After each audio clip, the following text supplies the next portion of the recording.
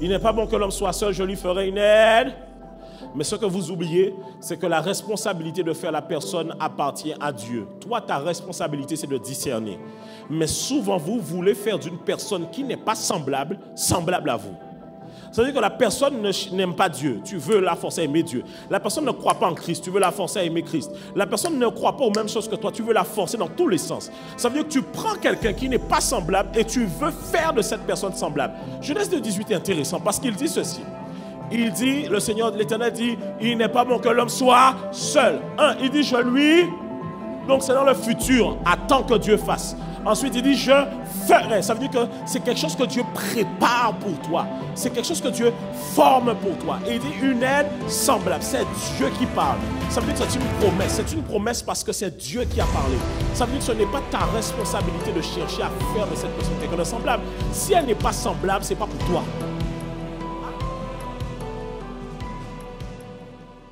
Alors le thème de mon message, en tout cas le titre, c'est « Ce qui retarde la promesse du mariage ».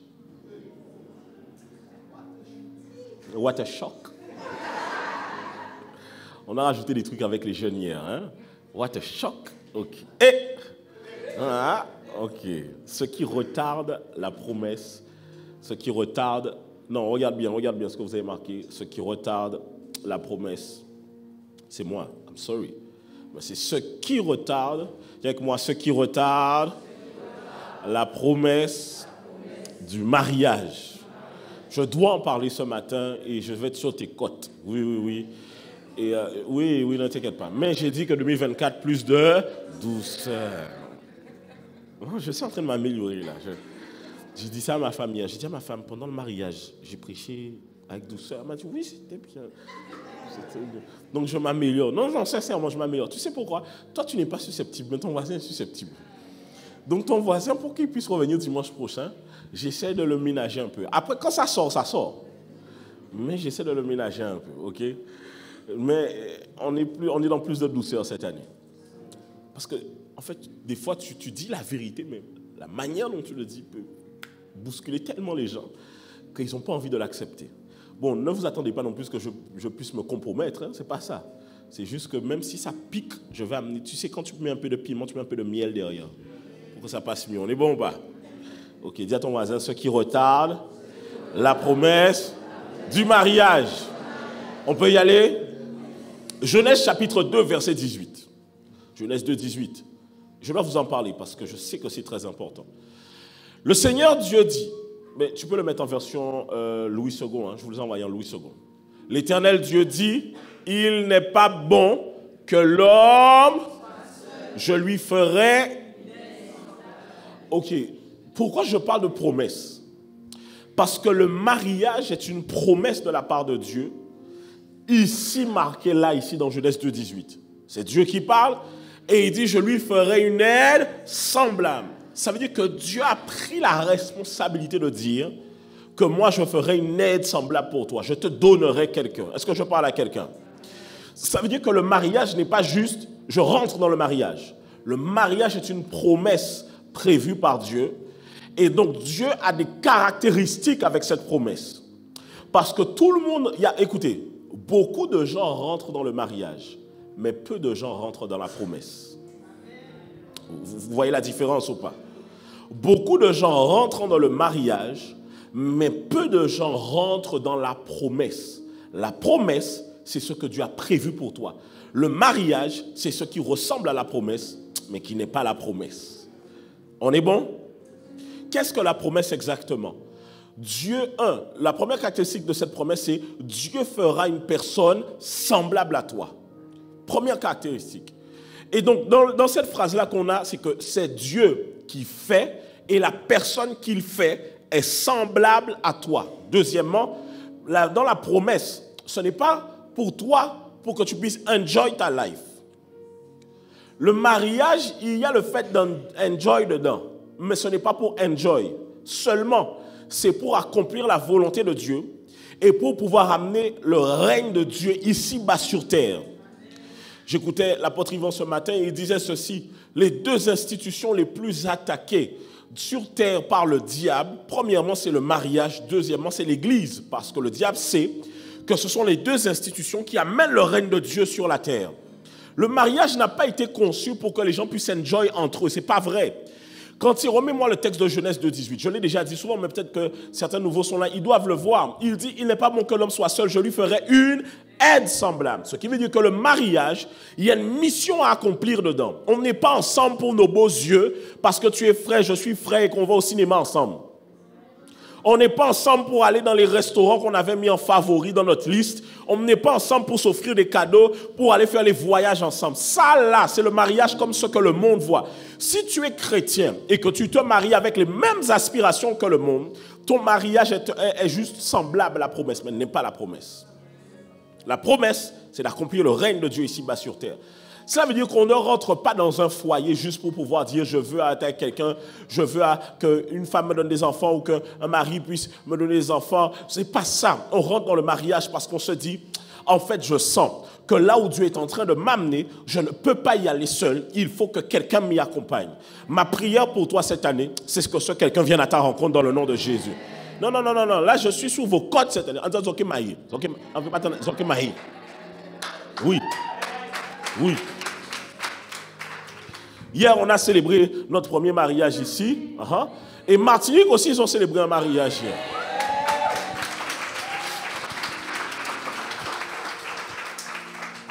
La saison est ouverte. Ok. Donc, Dieu fera une personne semblable à toi. Ce matin, sincèrement, suis-moi bien. Je veux vraiment te donner toutes les clés qui font que jusque-là, tu n'es pas encore rentré. La promesse, on a dit que c'est une promesse. Qu'est-ce que la promesse exactement? 1, Dieu fera une personne semblable à toi. 2, pour manifester le royaume de Dieu sur terre. 3, j'aimerais te dire ceci, Dieu connaît tes besoins. Oui, Dieu connaît tes besoins. Dieu n'est pas aveugle. Parce que des fois, quand tu vois la personne qui vient te parler, tu te demandes est-ce que Dieu est aveugle? Seigneur, ou pas avoué? Dieu ou pas ouvert ou quoi? Non, Dieu n'est pas aveugle et Dieu connaît tes besoins. Le problème, c'est que toi, tu veux calquer tes besoins avec ce que le monde cherche. Et souvent, je vous ai dit ça, quand j'ai parlé du mariage l'année dernière, je ne sais pas si vous en rappelez, je vous ai dit que souvent, ce qui nous empêche de faire un bon choix, c'est notre biais culturel. Selon la génération d'où l'on vient, il y a un archétype de gars ou de go, si je puis dire, dans ces termes-là, qui nous parle, qui fait battre un peu notre cœur parce que ça fait partie de notre génération. Par exemple, il y a beaucoup de femmes de 50 ans, 60 ans qui n'aiment pas les gars à barbe. Oui. Elles aiment lorsque le gars est bien rasé. Et quand elle passe la main sur la joue, ça glisse. Tu vois? Moi, comme ça, là, elle me voit comme un voyou. Tu vois ce que je veux dire? Elle me voit comme un rebelle même. Tu sais pourquoi? Parce que ça renvoie au fait que le gars n'a pas été à l'armée, il n'a pas eu de... Est-ce que tu me suis ou pas? Donc, c'est pour ça que tu verras que toi, tu as envie de dire, par exemple, tu es une jeune fille, imaginons, tu es une jeune fille, tu aimes bien ton père en mode, tu aimes ton daddy, et tu lui dis, papa, mais change un peu de style, tu vois. Mets-toi une machine, une barbe comme si. Il te dit, non, il préfère comme ça. Mais il sait pourquoi, parce que c'est ce que ta mère aime. Ta mère n'aime pas le gars à barbe qui vient habillé comme un rocker, machin. Non. Ta mère aime le gars bien, tu vois, comme ton papa met les petits pantalons et puis il a serré rien là, tu vois ou pas? Ok. Tu vois si ou pas? Hein? C'est ça. En plus, je me demande, on aurait dit que, franchement, je ne comprends pas. Tu sais, nous là, quand on se rase là, on a les boutons. Quand les darons se rasent là, ils ont beau se raser à sec, il n'y a pas les boutons. Tu te demandes, est-ce qu'il y a un truc qu'on n'a pas encore? Aïe. Tu vois? Et donc, il y a quelque chose, des fois, c'est un biais culturel. Est-ce qu'on est ensemble? C'est un biais culturel. Moi, j'ai vu des gens qui étaient, par exemple, très à la mode en Guadeloupe, mais quand ils arrivent à Paris, les filles ne sont pas intéressées. Parce que culturellement, ce n'est pas ça le standard de beauté. Vous allez en Inde, culturellement, le standard de beauté là-bas n'est pas le même standard de beauté ici ou ailleurs. Donc, des fois, vous pensez que c'est vous qui faites votre choix, alors que vous êtes plus guidé par la culture. Ainsi, beaucoup d'entre vous, normalement, vous êtes déjà mariés. Mais vous avez recalé des gens que vous savez que votre famille allait blaguer dessus. Tu dis que si le gars arrive avec son long cou dans ma famille, ils vont parler toute l'après-midi. Ça veut dire que même pendant que ton gars est là, pendant qu'il se sert le chaud d'eau, ta tante te fait. Tu vois? Est-ce que je parle à quelqu'un? Mais que Dieu nous épargne cela dans le nom de Jésus. Dis avec moi, le mariage est une promesse. C'est pour ça que le titre du message, ce n'est pas ce qui retarde le mariage, mais ce qui retarde la promesse du mariage. Donc Dieu connaît tes besoins. J'aimerais te le dire, Dieu connaît tes besoins. Ne tombez pas dans ces trucs. Vous savez, le monde, après avoir tellement gaspillé ce que Dieu a prévu, aime maintenant donner des solutions après. Regardez, quand les gens te disent, enfin, je vais dire ça peut-être, non, j'y vais. Tu sais, les gens te disent, oui, mais si tu n'as pas essayé avant, comment tu sauras que ça te va? Mais si nous tous, on avait respecté la parole de Dieu, qui est de ne pas essayer avant, ce que tu trouves là, c'est ce qui est bon? Comment tu sais que ce n'est pas bon? Tu sais que ce n'est pas bon parce que tu as tellement déjà essayé que tu as des critères de paramètres de comparaison. Mais quand tu n'as rien essayé, peut-être que c'est vraiment pas bon, mais vous deux vous enjaillez comme ça. Et même quand vous parlez, vous dites ça va, ah ouais, ça pétille, hein, mais ça se trouve que vous êtes bancal. Mais comme vous n'avez jamais rien... Oh, Dieu connaît tes besoins. Écoutez, lorsque Dieu vous envoie la bonne personne, comme je l'ai déjà dit, des fois c'est comme un peu... Tu sais, Jésus, la Bible dit qu'il ne frappait pas les regards. Écoutez, souvent Dieu peut vous envoyer la bonne personne, mais vous passez à côté. Mais on va voir ça aujourd'hui. Mais avant d'aller sur ce point-là, je vais vous donner les points pour lesquels vous-même, vous retardez la promesse. La promesse, des fois, n'est pas retardée à cause du diable. La promesse n'est pas retardée à cause des autels de famille. La promesse n'est pas retardée, des fois même à cause de quelqu'un qui vous fait la sorcellerie. Pas du tout. Parfois, la promesse est retardée à cause de vous-même. Vous êtes parfois la personne même qui retarde le mariage dans votre vie. En tout cas, la promesse du mariage. Premièrement, lorsque tu ne veux pas attendre le temps de Dieu. Simplement. Écoutez, en ce qui concerne le mariage, c'est certes à vous de faire le choix, c'est à vous de discerner, mais il arrive que dans certaines saisons de votre vie, il n'y a rien. Mais il n'y a rien. Quand tu vois qu'il n'y a rien, ne va pas chercher. Ne va pas chercher. Parce qu'il se peut que Dieu prévoie la saison où il n'y a rien, comme une saison où tu dois travailler sur toi-même. Pour qu'au moment où quelque chose arrive, tu ne passes pas à côté. Dans la vie, il y a la saison sèche et la saison des pluies. Parfois, non, en ce qui concerne le mariage, c'est la saison sèche. Certains me diront, ça fait 10 ans, c'est la saison sèche. Ça va aller. Mais ça peut être la saison sèche. Ça veut dire que personne n'est là. Mais pendant cette saison-là, focalise-toi sur le travail que tu dois faire sur toi-même. Focalise-toi sur ce que tu as prévu pour toi. Des fois, en fait, tu passes tellement de temps à toi-même aller chercher que tu passes à côté des accomplissements que Dieu a prévus pour toi. Ça fait que ton CV est amoindri. Ah, est-ce qu'on peut y aller ou pas? Et quand je parle de CV, je ne parle pas de CV professionnel, je parle de ton CV dans la foi. En mode, je sers le Seigneur, j'ai accompli telle chose, je suis déjà parti en mission, j'ai fait ceci, j'ai fait cela. Te voilà aller gaspiller ton argent dans des restaurants avec des gens qui ne sont pas prévus pour toi, alors que cet argent, tu le prends, tu prends un billet, tu pars en mission, ça te fait une bonne expérience avec le Seigneur. Mais maintenant, comme tu as tellement gaspillé beaucoup de choses dans ta vie, à avoir cherché, quand arrive la bonne saison, tu n'as rien à mettre sur la table et rien à présenter. Parce que tu es omnibulé par ça. Je vous ai déjà dit ça. Les amis, l'église ici va fêter ses 5 ans, ok, en septembre. 5 ans là, c'est pas beaucoup. C'est pas beaucoup. Certains, vous êtes à Christ depuis 1 an, 2 ans, 3 ans. Jean-Jacques Hamon, mais messieurs, vous avez fait 10 ans dans le monde avec des bandits et des banditasses.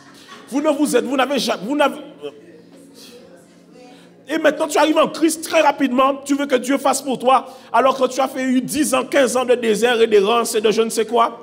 Donne à Dieu le temps de te transformer, de te travailler.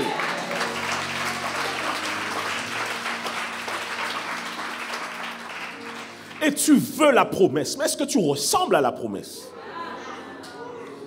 Est-ce que tu ressembles à cette promesse? Est-ce que tu ressembles à la personne qui doit réellement rentrer dedans? Des fois, vous ne voulez pas attendre le temps marqué par Dieu. Et je veux le mariage. Ça veut dire que des fois, quand je vois ton visage triste, je sais que c'est ça. Oui. Il y en a quand tu es triste, je sais que c'est ça, c'est le mariage. C'est ça qu'apprend tes tard. Tu rentres le soir, tu vois tout le monde rentrer avec son chou, sa chou. Tu es en mode, jusqu'à quand? Tu entends tel s'est marié, jusqu'à quand? Donne-toi du temps. Donne-toi du temps. Et je vais vous donner, je peux vous dire quelque chose. Vous êtes prêts? Le fait que tu es omnibulé par ça, ça montre que ce n'est pas le temps. Oui. Oui. Vous voulez savoir pourquoi? J'ai observé une chose. Et si vous êtes même déjà marié, faites attention à ce que je vais dire. Toutes les personnes qui se sont focalisées sur le mariage, okay, et que sans mari, il y en a, s'ils n'étaient pas mariés, ils avaient déjà abandonné la foi. Hein. Il y en a là, ils ne sont pas allés ici pour Jésus. Hein. C'est un gars qui les a permis de rester là. Non. Il y en a, dites-vous la vérité. Vous n'êtes pas ici parce que c'est Jésus. Non. Vous êtes ici parce qu'avant que vous dites, je vais retourner dans le monde, quelqu'un est venu vous chercher à l'église. Et toi, tu as dit, non, le Seigneur m'avait toujours appelé à le servir, hein, mais tu étais à 2 doigts de décrocher, d'aller débloquer un correspondant dans tes contacts. Mais on va voir ça tout à l'heure. On arrive tout à l'heure. Donc, il y en a, ils se sont mariés, mais ils se sont mariés avec ce truc-là, d'être omnibulés par ça. Tu sais qu'est-ce qui se passe quand c'est ça? Quand vous rentrez dans le mariage devient un frein pour votre destin. En fait, les gens qui pouvaient abandonner la foi à cause du mariage deviennent les plus refroidis à cause du mariage quand ils sont dans le mariage. Le mariage devient maintenant l'excuse pour tout. Parce qu'en fait, en réalité, ce n'est pas Dieu qu'ils cherchaient, mais c'était le Dieu du mariage. Les amis, j'ai observé. Et j'ai observé quelle est la qualité de gens qui rentrent rapidement dans cette promesse. Et j'ai observé quelle est la qualité de gens aussi qui ne rentrent pas rapidement. Et parfois, quand tu ne rentres pas, ce n'est pas que tu n'es pas d'une bonne qualité. Des fois, c'est que tu es d'une qualité aussi supérieure. Mais c'est que Dieu veut t'arranger encore. Parce que le type de personne que tu es là doit tellement être bien façonné. Parce que, écoutez, il y a des gens qui se sont mariés 5 ans avant vous. Mais ils ont pris 5 ans pour s'ajuster. En fait, il y a des gens, ils se sont mariés en 2015. Mais ils ont véritablement été mariés en 2020. Tu veux savoir pourquoi? Parce qu'en fait, le mariage, la promesse, c'est 2 personnes ensemble qui retrouvent leur divinité en Christ. Ok. Ma femme, je crois, on en a parlé la semaine dernière, je crois. Écoutez, quand l'homme vient, on lui prend la côte, on lui retire ça. Ça veut dire qu'il y a quelque chose à l'intérieur de lui qui lui manque.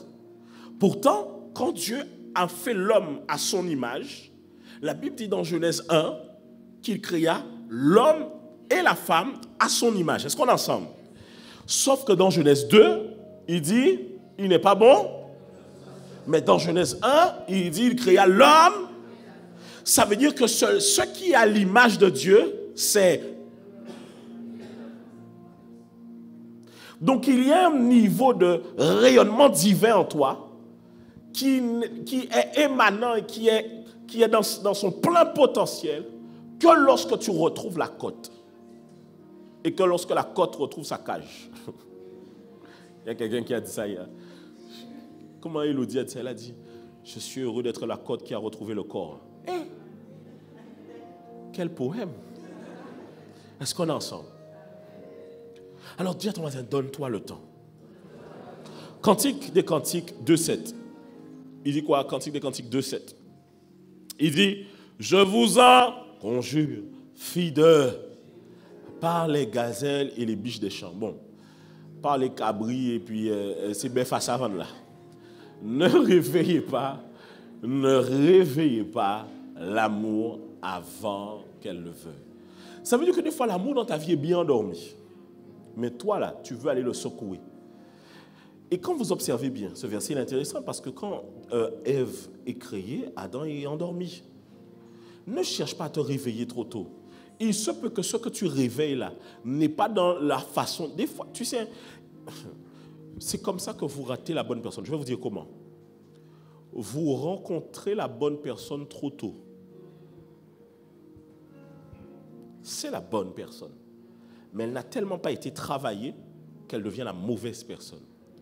Alors qu'il suffisait d'attendre encore un peu et la bonne personne, celle qui des fois est problématique, devient la bonne personne. Est-ce qu'on est ensemble? On est bon? Donc, premier point, lorsque tu ne veux pas attendre le temps de... Oui, Dieu a un temps pour ça, c'est vrai. Il y a des choses pour lesquelles c'est toi que Dieu attend. Mais le mariage, là, Dieu a un temps et une saison pour ça. Et il y en a, regardez, la plupart des gens qui se sont mariés vous diront cela que, en fait, ils pensaient des fois qu'ils allaient passer à côté, que jamais ils n'allaient trouver. Et puis comme ça, du jour au lendemain, quelque chose qui s'est passé, et ils ont rencontré quelqu'un, ou ils ont revu quelqu'un, et ils sont rentrés dans le mariage. Dieu opère de cette manière. Deuxièmement, lorsque tu regardes encore au passé. Alléluia. Gloire à Dieu. Alors certains d'entre vous, vous n'êtes pas encore mariés, vous êtes en Christ.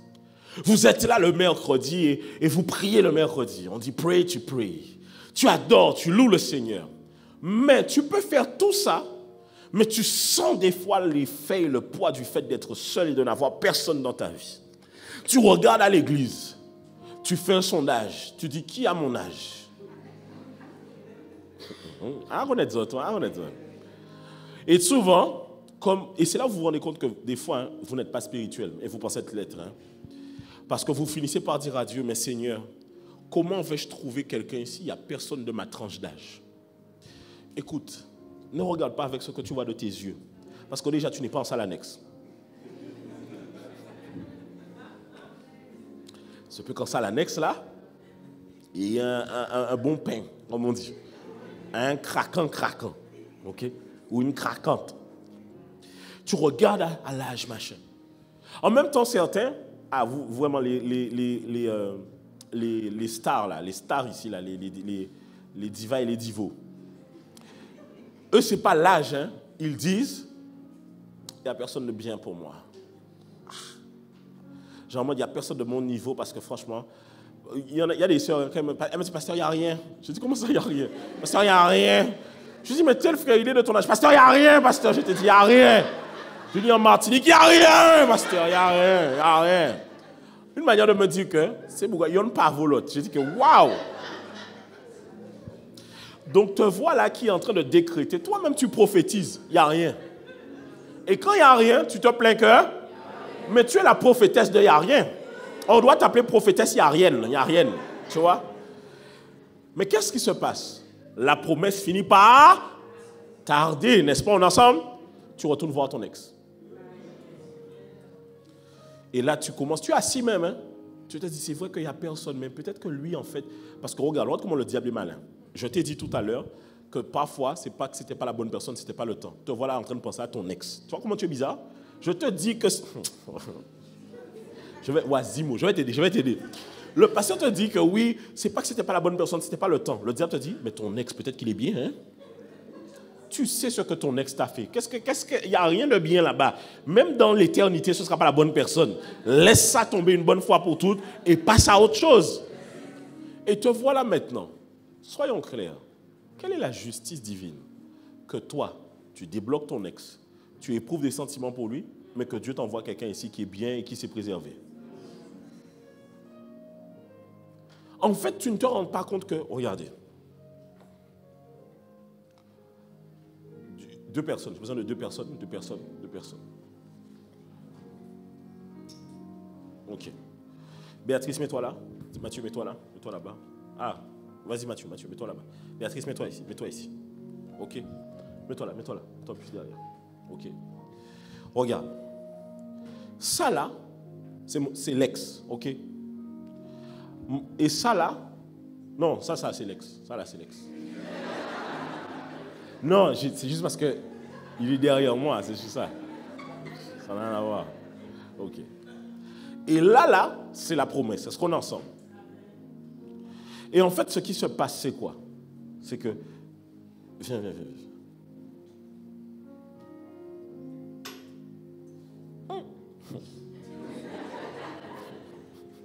Tiens, mets-toi là. Le truc, c'est quoi? C'est qu'en fait... J'ai besoin d'un frère. Ça fait bizarre si c'est Béatrice qui est là. Non, je prends viens, Joanne. Il est déjà marié. Hein. Ça fait mieux dans l'exemple. Ouais. Ça, c'est l'ex. Ça, c'est la promesse. On est d'accord? En fait, à chaque fois que tu fais un pas, vas-y. Non, tu fais un pas vers l'ex.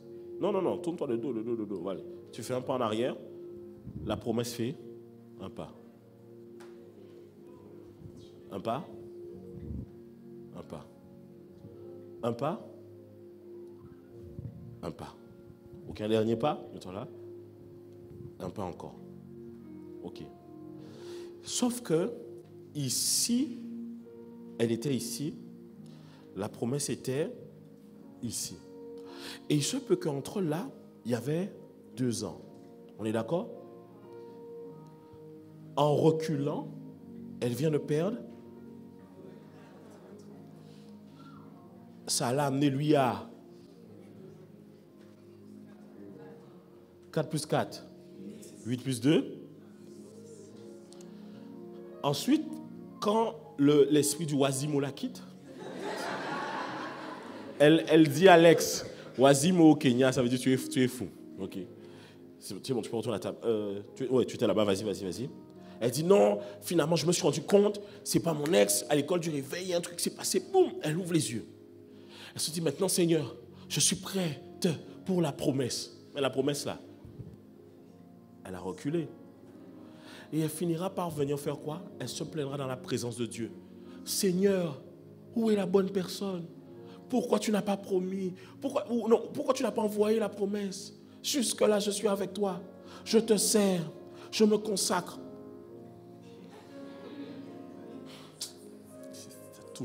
Il y a toujours ça. C'est quelqu'un qui il te fait croire que le tableau est tout blanc. Quand tu creuses, c'est vrai qu'il y avait ça aussi. Toi aussi. Tu sais, et au fond, hein, quand on est en rendez-vous même, tu balances pas ça parce que tu sais qu'au fond, hein, le Saint-Esprit te dit que c'est ça là qui t'a fait prendre du retard.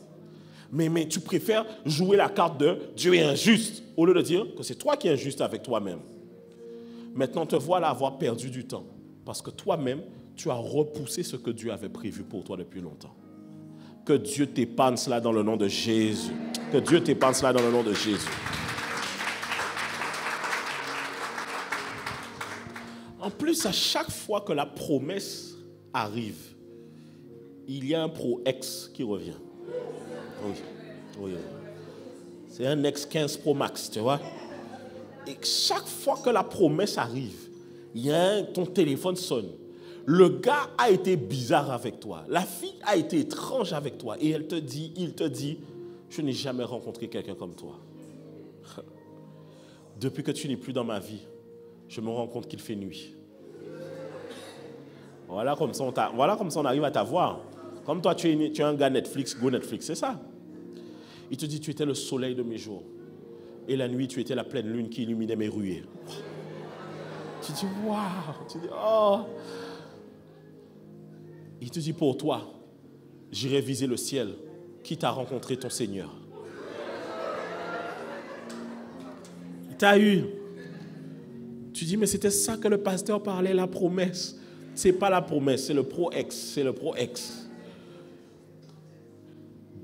On est toujours de lorsque tu regardes encore au... Regarde.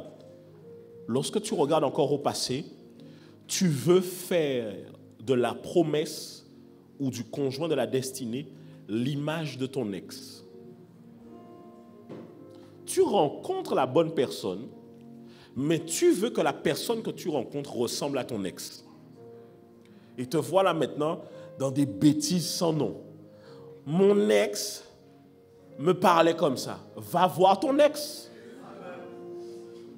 Mon ex, tu entends, qu'est-ce que ça veut dire, mon ex? Mon ex, c'est des expériences qui ont expiré. Ok? C'est que la date d'expiration est déjà passée. Qu'est-ce que tu me parles encore de ton ex? Tu as ton ex, moi je suis ton futur. Concentre-toi sur le futur. Non, mon ex, et il y en a un. Mon ex, il marchait comme ça. Mon ex, il parlait comme ça. Par exemple, tu es au restaurant, ton plat n'est pas bon, et c'était tout le temps ton ex qui prenait la parole pour toi pour dire de changer ton plat. Et tu dis maintenant à ton gars, mon plat n'est pas bon. Il dit, ah ok, mais vas-y, demande à la serveuse de changer. Mon ex serait déjà allé voir la serveuse pour dire à la serveuse de changer, tu manques de charisme. Tu ne dis pas que ton ex te trompait, ton ex te tapait, ton ex te mal parlait. Tu ne dis pas tout ça. Hein? En fait, des fois, l'Égypte, là, tu te rappelles du concombre, mais pas des coups de fouet. Aïe, aïe, aïe, aïe, aïe. Tu te rappelles des concombres, hein? Tu te rappelles de comment on mangeait les concombres, mais tu ne te rappelles pas qu'on nous maltraitait là-bas. Ah, regardez, j'ai mis une phrase. Écoutez, regardez. Quand suivez-moi bien, hein? Quand les Hébreux quittent l'Égypte, au départ, ils quittent, n'est-ce pas? Mais Dieu leur dit quoi? Vous vous rappelez pas? Hein? De ne pas partir les mains vides. D'aller demander des vases et des choses en or et en argent chez le voisinage, n'est-ce pas? Donc, quand ils quittent l'Égypte, là, ils quittent l'Égypte avec de l'or, n'est-ce pas? Est-ce qu'ils quittent avec de l'or? Est-ce qu'ils quittent avec beaucoup d'or? Donc, ils sont riches, n'est-ce pas? Mais dans le désert, ils se plaignent à Dieu parce qu'ils ont faim.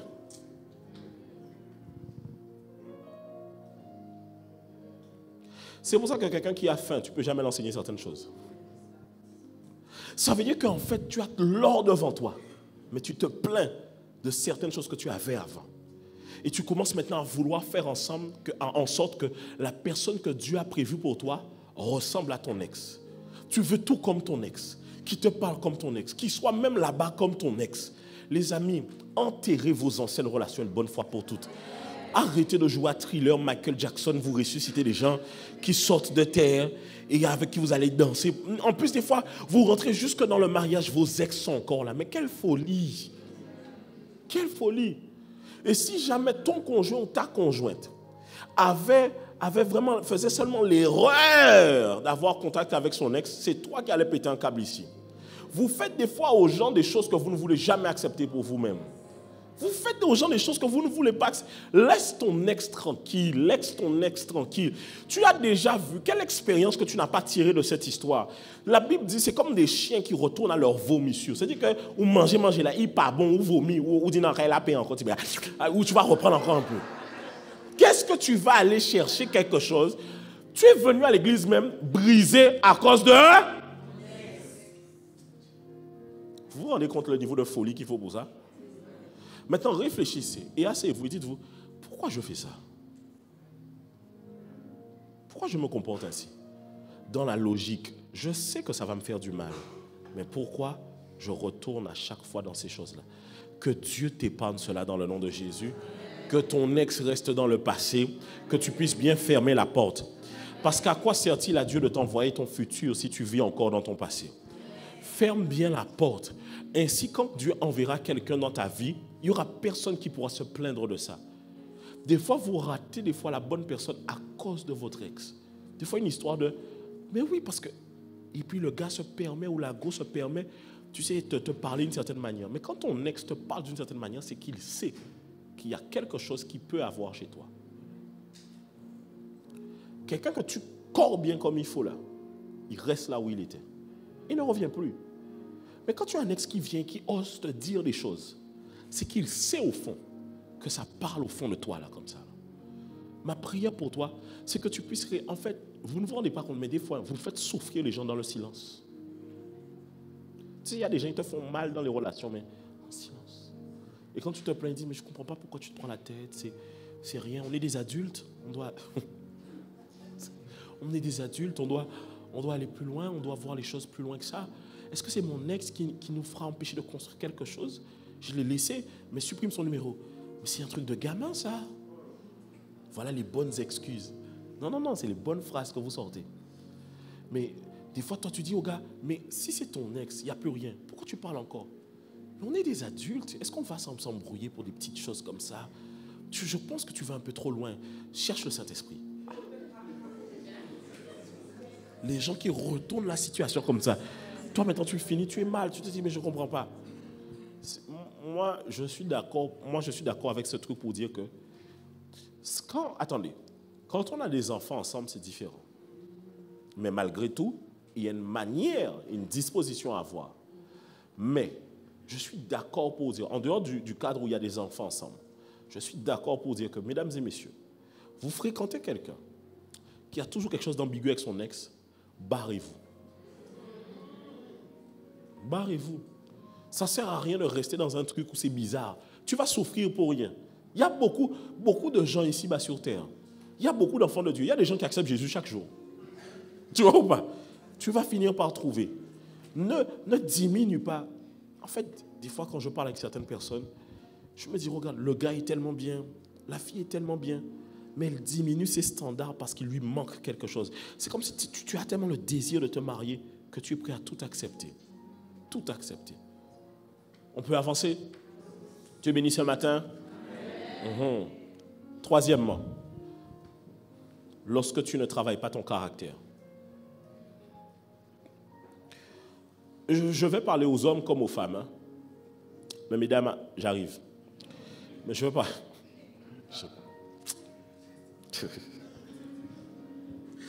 Ah, Dieu. On est bon? On peut y aller? Ce qui retarde la promesse du mariage, c'est lorsque tu ne travailles pas ton caractère et qu'en plus de ça, tu penses être quelqu'un d'extraordinaire. J'ai rencontré tellement de personnes qui pensent qu'ils sont des gens extraordinaires.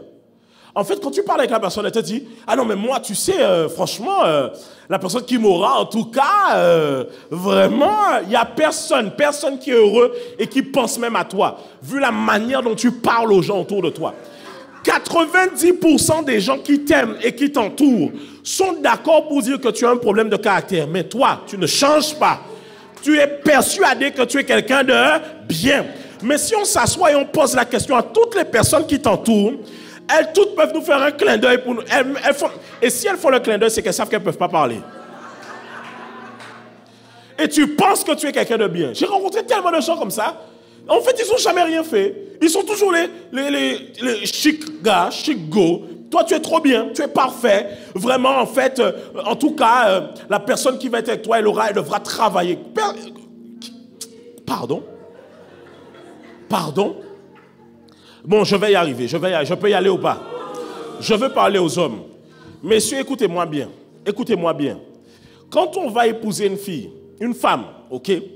On ne fait pas de glorification de sa personne en lui faisant croire que c'est une chance que vous lui donnez. C'est une chance aussi pour vous. Parce que si ce n'était pas une chance pour vous, vous ne serez pas célibataire à l'heure actuelle. Ok? C'est une chance aussi pour vous. Arrêtez de faire... Souvent les hommes, vous pensez que vous êtes des gens trop chics. Alors qu'en fait, la seule raison pour laquelle la soeur t'accepte, c'est parce que vraiment il n'y a personne. C'est qui vous reste. Il y a qui vous reste. Il n'y a personne d'autre sinon. Mais il n'y a que toi qui reste. Et tu penses que tu es un gars trop bien. Tu n'es pas un gars bien. Travaille sur toi. Travaille sur toi. Il n'y a personne qu'on épouse qui est parfait. Comment tu peux mettre dans ta tête que tu es parfait? Et quand on a un reproche à te faire, tu as toujours une excuse pour donner pourquoi tu es comme ci, pourquoi tu... On ne veut pas de tes excuses. Change. Change. Change. Toi les gars... Non, les gars, des fois les gars me fatiguent. Non, comme tu es déjà marié, je vais parler ici. Les gars me fatiguent. Ok, tu vas me soutenir là-dedans. Ok. Les gars me fatiguent souvent. Tu dis au gars ça. Oh non, en fait, je dis ça pour ça. Laisse-nous tranquille avec tes excuses. Change. Tu vas donner aux gens mal à la tête. Mal à la tête. En fait, les hommes ne se rendent pas compte que ce n'est pas qu'ils sont parfaits. C'est qu'en fait, souvent, on ne peut pas leur faire de remarques. Tu n'es pas parfait, gars. Des fois, tu es dans ta propre famille. Tout le monde est pas... Tout le monde est sévère, mais personne ne te dit rien. Personne ne dit rien. Ou que gifler mon race là. On ne me dit rien. Mais tu n'es pas parfait. Change. On ne peut pas être un homme et considérer qu'on n'a jamais rien des choses à changer chez nous. Si tu as des hommes... Et puis... là, j'arrive. Il y a des hommes... Vous avez entendu que souvent j'ai dit ça. J'ai dit que pour ma femme, je suis un bon coach. Je l'ai permis à avancer. Et vous arrivez, avec vos fréquentations, vos fiançailles et vos femmes, vous voulez faire pareil, être un bon coach. Je suis un coach quand même qui manifeste beaucoup d'amour à ma femme et qui lui permet de manifester ses dons et ses grâces. C'est que quand tu vois ma femme là, tu ne vois pas que c'est quelqu'un là qui est à terre, plus bas que terre. Tu sens qu'elle porte quelque chose à l'intérieur d'elle. Est-ce qu'on est ensemble? Mais tu as des gars, vous voulez jouer au coach alors que vous-même vous avez besoin de coaching. Ne va pas jouer au coach avec... Des fois, tu viens, tu dis à ta femme, ouais, tu dois travailler tel ci. Même toi, regardez, tu dis, frère, vous-même, il faut travailler ça en l'air, ouais. tu as des choses à travailler chez toi et tu vas aller dire aux gens que... T'imagines un gars, il ne fait pas bien la vaisselle, il dit à sa femme, bébé, tu ne fais pas bien la vaisselle. Hein. Lave ça mieux comme ça, frotte ça bien comme ça. Mais à chaque fois que c'est vous qui avez fait la fourchette, là, ni graisse. Les assiettes, là, ni graisse. Là, on manger ketchup, là, bouteille, j'ai là, ni graisse. Ketchup, là, tout bité, ni graisse dans les tables, là. Mais c'est toi, tu veux donner aux gens des coachings dehors de la table, mais tu ne sais pas tenir une fourchette et un couteau dans ta main. Ah, Dieu. Seigneur, libère les hommes. Pardon. Libère les hommes. Non, c'est réel ce que je dis là. Hein. Vous ne vous rendez pas compte. Hein. Quand vous allez fréquenter un gars, vous allez voir. Vous savez de quoi je parle. Un gars, un homme là. Ah non. Tu sais pourquoi? Les hommes ont grandi, vrai, sans coaching de leur père. Donc, ils sont habitués. Et même, regarde, dans une fratrie, quand il y a des sœurs, les hommes, même des fois, sont mis en responsabilité pour donner les tâches à tout le monde. Mais lui, il grandit jamais pour nettoyer le placard, tu vois? Mais il dit, petit tiens, nettoie le placard. Donc, il est superviseur des travaux finis, tu vois? Tu sais, il y a des choses que des fois, j'ai envie de dire à ma femme des choses. Mais je me rappelle qu'il n'y a que elle qui fait ça dans la maison. Il faut être sage dans la vie. Tu vois? Si tu parles trop, tu vois, il faut être sûr, capable que si on te dit, faites vous-même à aucun fait, tu vois? Donc, tu vois, quand on te donne à manger et c'est trop salé, mais tu ne sais pas faire à manger, tais-toi. Ok? Mange. Bois un peu, ça va passer. Ok? Ça va passer. Tais-toi. Pas même on dirait où ça chute et tu vas aller dire aux gens comment. Tu ressembles aux critiques culinaires. Toujours à s'asseoir dans les restaurants des gens. Et quand ils prennent ton truc, si tu manges sa propre nourriture, c'est zéro pointé, zéro pointé. Messieurs, s'il vous plaît, arrêtons de faire preuve de fierté. Nous, les hommes, des fois, on est trop fiers. Tu sais, on a ce truc-là de, ouais, tu sais, tu devrais faire comme ci, tu devrais faire comme ça. Mais toi-même, tu as besoin de coaching. Toi-même, tu as besoin que quelqu'un te cadre. Et tu vas aller dire à ta femme, fais comme ci, fais comme ça. C'est pas comme ça. Et puis ta femme, et puis ça ne se fait pas du jour au lendemain. Vous savez, la raison pour laquelle, écoutez, hein, ma femme m'écoute. Vous voulez savoir pourquoi elle m'écoute? Parce qu'elle a vu le résultat pour m'avoir écouté au début. Mais toi, depuis qu'on t'écoute, il n'y a aucun résultat. Tu crois qu'on va t'écouter toute la vie? C'est comme ça que tu as des mamans et finissent par dire, pas pas pour ça, pas pour ça. Que ça ne t'arrive pas dans le nom de Jésus. Est-ce qu'on est ensemble? Sois un homme qui ait cette capacité de se remettre en question. Tu n'es pas quelqu'un... En fait, il faut qu'avant de rentrer dans le mariage, tu puisses te dire, la Bible dit, n'ayez pas une trop haute opinion de vous-même. Des fois, tu te dis, moi, je suis un gars bien, si une fille me trouve... Tu sais, surtout les frères à l'église. Les frères à l'église pensent que... Tu sais, mon frère, ce n'est pas parce qu'il y a 2 sœurs, 3 sœurs sur toi qui sont intéressées par toi que tu es quelqu'un de bien. C'est juste qu'il n'y a pas beaucoup de gars. Dans sa tranche d'âge, tu es le seul. Si tu as 40 ans et que toutes les sœurs de 40 ans sont derrière toi, c'est normal, il n'y a pas beaucoup de frères de 40 ans. Ce n'est pas une question que tu es le plus BG, c'est juste qu'en termes ratio, c'est l'offre et la demande. C'est tout. Mais toi, tu vas partir avec ce truc-là. En fait, elles me veulent toutes. Hein. Elles me veulent toutes. Hein.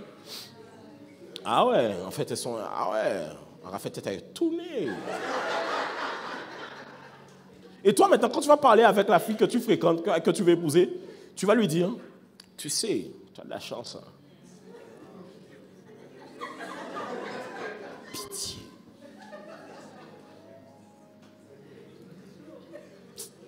Regarde un frère à côté de toi. Subtilement, regarde subtilement. Pas trop fort, subtilement. Et tu lui dis ça doucement. Change. Non, dis ça à un frère à côté de toi, dis ça. Dis-lui, change.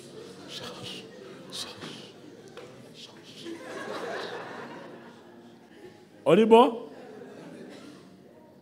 Non. En fait, tu sais, ce qui est embêtant, je vais vous dire, mesdames, ce qui est embêtant, c'est que ce que je prêche, des fois, ça ne devient pas vos standards. Et quand ça ne devient pas vos standards, ça laisse les hommes en position de force. Parce qu'ils savent qu'entre vous deux, c'est vous qui voulez plus le mariage. Donc, ils campent sur des choses qu'ils savent qu'ils doivent changer parce que vous êtes prêts à mourir pour le mariage. La raison pour laquelle les hommes ne changent pas quand je parle de mariage, c'est parce que vous acceptez tout et n'importe quoi.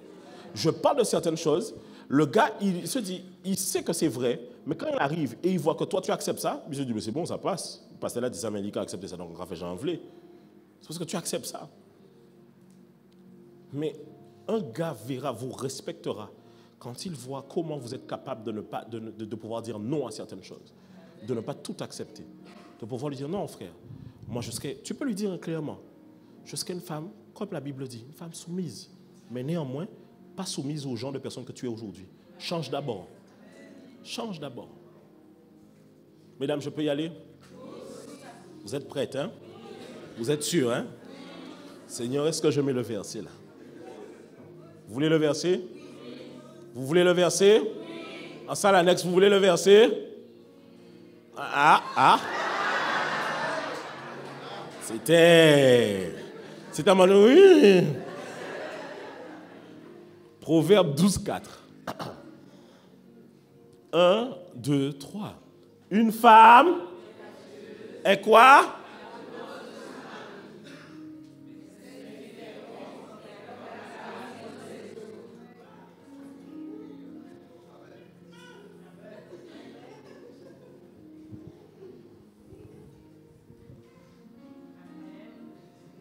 Tu vois ou pas? Ça veut dire que la carie dans les os, c'est une douleur, on ne voit pas. Mais qui a fait mal. Tu vois ou pas? Il dit une femme vertueuse est la couronne de son mari. Sa vertu, sa manière d'être, comment elle se comporte, son caractère, c'est une couronne. Mais celle qui fait honte, comment? Par son caractère, sa manière de parler, comment elle est, celle-ci, c'est comme une carie dans les os.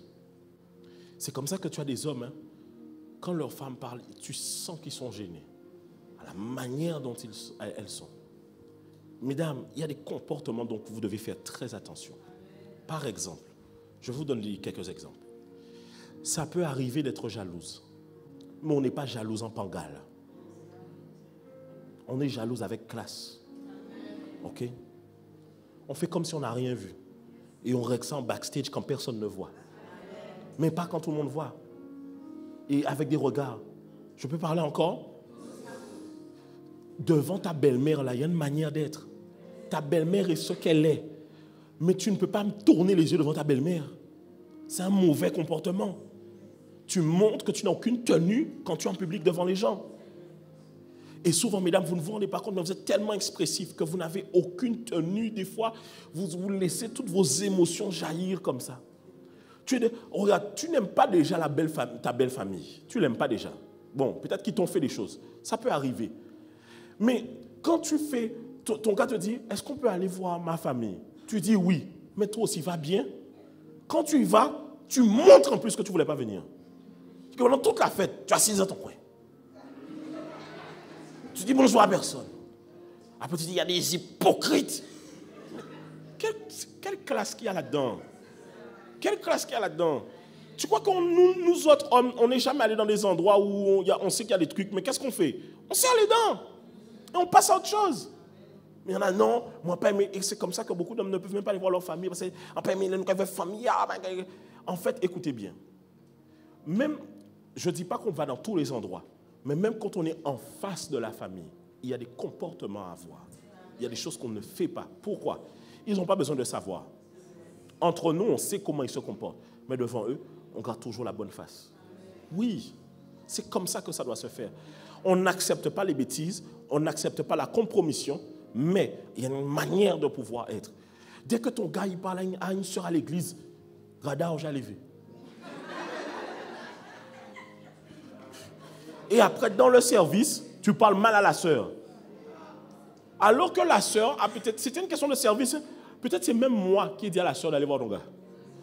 Je lui ai dit, va demander au frère telle information. Elle dit, frère tel, bon, elle a une manière de demander aussi qui est un peu bizarre. Frère tel, pour faire les baptêmes, tu veux connaître ma taille de t-shirt? Tu vois? Elle demande ça d'une manière bizarre. C'est vrai. Tu ne peux pas avoir une attitude en mode comme si on doit... Les gens ne doivent pas savoir. Les gens ne doivent pas savoir. Les gens ne doivent pas savoir. C'est dans votre foyer, craque, pleure. Mais devant les gens, on garde la classe. Oui. Oui. Tu es au restaurant. On amène la carte. Tu regardes le plat. Tes yeux vont vers le prix. Regarde ta réaction un peu. Oh, pour ça, cher. Voilà, voilà. Tu as tout gâté. Tu as tout gâté. Le gars pensait à toi, hein, mais là, il dit non. Il dit, mais non. Les serveurs même se sont retournés. Oh. Et là, maintenant, tu parles fort. Ah, ça, cher, papa. Et quand tu commandes, monsieur, tu dois remettre l'olé. Oh, Dieu.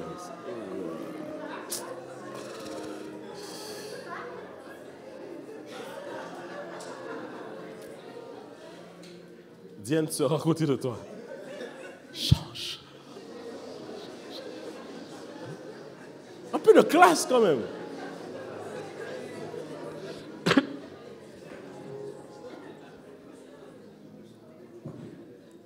Mais oui, il y a une manière de pouvoir agir. Mais non, c'est comme ça. Le gars même, il est gêné, il dit, oh, là, mais... En toute autre manière, il a mangé un bouquet, c'est mieux. C'est mieux. Il y a une manière de faire. Mais attention, même les hommes, hein, attention, mais les hommes ont cette capacité de contenir leurs émotions et de ne pas l'exprimer. On a tous des émotions, mais à la différence, c'est que c'est vrai que les hommes, ils contiennent, et des fois ça explose. Mais la différence, les hommes ne laissent pas, c'est pas comme un tuyau d'arrosage, ça fait que arroser tout le monde comme ça. Il faut avoir un peu de contenu, un peu de manière. On ne se comporte pas. Et en fait, souvent, vos petites attitudes, tu sais, un gars, surtout vous savez, les gars, les hommes antillais sont pointilleux. Hein? Oui, j'ai dit ça une fois, je crois, c'était ici non, c'était en France, j'expliquais ça. Vous savez, il y a un truc que nous, antillais, on fait, c'est purement antillais. Hein? C'est purement antillais. Vous savez, c'est quoi? On sent les verres avant de boire dedans. C'est purement antillais. Tu vas faire ça chez n'importe qui, on te regarde mal. Mais c'est vrai que dans l'idée, ça ne se fait pas. Tu vois, tu es chez quelqu'un, on te donne un verre, tu fais...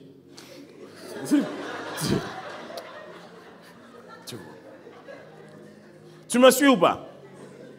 Bon, quand on fait ça pourquoi? Parce qu'on veut vérifier si le verre est propre, mais pas propre, genre en sens propre, hein, si sans le renfermer. Okay. Tu te rends compte qu'on est sur ce genre de petits détails-là. Ça veut dire qu'un homme, il grandit dans un environnement, tu sais, les hommes entiers peuvent te dire, j'aime les beaux pieds, j'aime les belles mains, j'aime les trucs, j'aime les ceci, j'aime les machins, ils vont te dire ça. Là où certains gars, ils ne regardent même pas tout ça, tu vois. Tu vois, en France, on ne regarde pas certaines choses. Tu sais, tu grandis dans un environnement où les gars sont quand même pointilleux sur ta manière d'être. C'est pour ça que chez nous, on a même l'expression « laide-manière ». Oui. Il faut faire attention à ça. Est-ce qu'on est ensemble? Surtout que si vous épousez quelqu'un de vision, il ira dans des endroits où quand même, au fur et à mesure, on franchit les échelons. Comment est-ce qu'il pourra le cran de vous ramener dans des dîners où il y a des gens vraiment, vraiment de certaines instances? C'est un peu gênant. C'est la raison pour laquelle vous devez vraiment tout faire pour pouvoir avoir un bon caractère, avoir une manière de vivre et ne pas pouvoir afficher la personne qui est en face de vous. Est-ce qu'on est ensemble? On est ensemble? Et ce n'est pas seulement devant les gens, mais c'est même en privé. Alors souvent, les gens qui n'ont pas un bon caractère, voici ce qu'ils disent. Ils disent, pasteur, moi je suis quelqu'un de bien. Hein?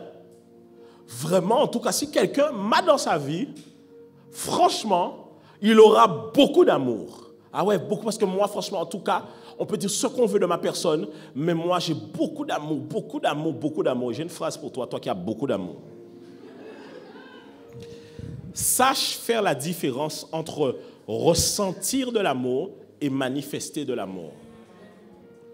Souvent, les gens qui disent « j'ai beaucoup d'amour », ils ressentent pour quelqu'un beaucoup d'amour, mais dans leur geste, il n'y a aucun amour. Ce n'est pas seulement ressentir de l'amour. Par exemple, tu as des gens, regarde, tu n'as jamais remarqué ça, quelqu'un se comporte mal avec toi. Il a mal agi avec toi. Vous n'êtes plus ensemble. La personne dit, en plus, je l'aimais vraiment. Mais on ne voyait pas l'amour. Comment tu oses dire, je l'aimais vraiment, mais la personne à qui tu étais n'est pas capable de dire, elle ou il m'aimait vraiment. C'est que vous ne faites pas la différence entre ressentir de l'amour et manifester de l'amour. Des fois, quand tu es dans une relation, tu ressens tellement d'amour que tu es assis genre chez toi, tu dis « je l'aime ». Ah ouais, Et tu imagines qu'en ressentant ça, il sent ou elle sent que tu l'aimes. Et quand tu te comportes mal, tu quittes, tu dis, mais je l'aimais vraiment. Mais personne n'a jamais vu cet amour-là, ça. Ce n'est pas une question de ressentir l'amour. Parce que quand tu ressens l'amour, c'est pour toi-même tout seul. Manifeste de l'amour aux autres. Et que ton caractère puisse manifester de l'amour. Ensuite, voici ce que j'aimerais te dire. Tu attireras à toi ce à quoi tu ressembles. Vous vous plaignez de certaines personnes que vous avez eues dans votre vie, alors qu'ils vous ressemblaient en réalité. Oui. Oui.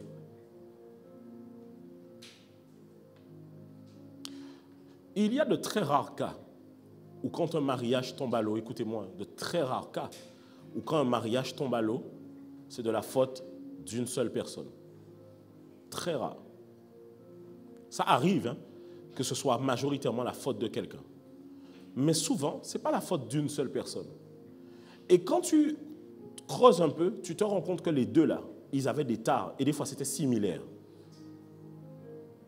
J'ai envie de dire quelque chose, mais je vais le dire avec beaucoup d'amour, beaucoup d'amour. J'ai juste ça, de l'amour et avec beaucoup de respect et d'honneur. Mais soyons vrais.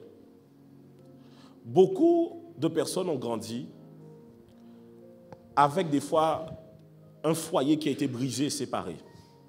Soit j'ai grandi avec papa, soit j'ai grandi avec maman.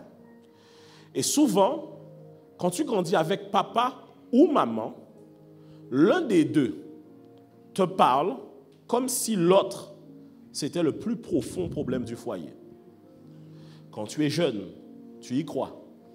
Jusqu'au jour où ta capacité de réflexion et d'analyse te fait te rendre compte que ma mère a beaucoup dit de choses sur mon père, mais qu'au final, ma mère, elle n'est pas facile à vivre. Mon père a dit beaucoup de choses sur ma mère, mais au final, mon père n'est pas facile à vivre. Il faut grandir beaucoup. Parce que tu sais, souvent ça prend souvent du côté de la maman. Quand les enfants sont en bas âge, mesdames, je suis désolé, I'm sorry. Mais quand les enfants sont en bas âge, sincèrement, ils vont boire toutes vos paroles et vous écouter comme il faut. Mais une fois qu'ils arrivent à l'âge de l'adolescence et qu'ils s'affirment dans leur identité, ils se rendent compte que comment papa a fait. Parce qu'ils se rendent compte que votre manière de parler, elle est quand même très, très, très blessante. Tu vois? Comment, par exemple, tu veux dire à ton enfant de sortir devant la télé pour ces gros tétards-là? Et tu sais, Ok. Zokarissa.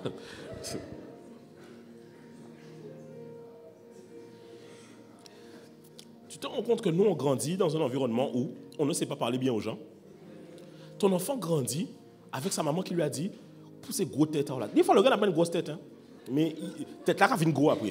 Tu vois? Parce qu'il grandit avec ça. Tu me suis ou pas? Et souvent, ceux qui ont un mauvais caractère, faites attention. Parce qu'on ne peut pas blaguer toute la vie. Je connais tellement des fois sincèrement, je veux parler aux mamans. Et j'ai parlé de ça aux mamans au mariage. Surtout les mamans qui font l'erreur d'aller critiquer le papa dans les oreilles de l'enfant. Ne faites pas ça. Parce que quand l'enfant grandira, il n'écoutera plus votre voix. Quand l'enfant est en bas âge, tu lui dis, fais pas ça. Ou qu'il y ait un calotte, un gifon, machin. L'enfant ne peut pas se défendre. Mais à un certain âge, l'enfant il a l'âge maintenant de pouvoir te faire face. Si ce n'est pas papa là qui vient lui parler, comment tu vas faire?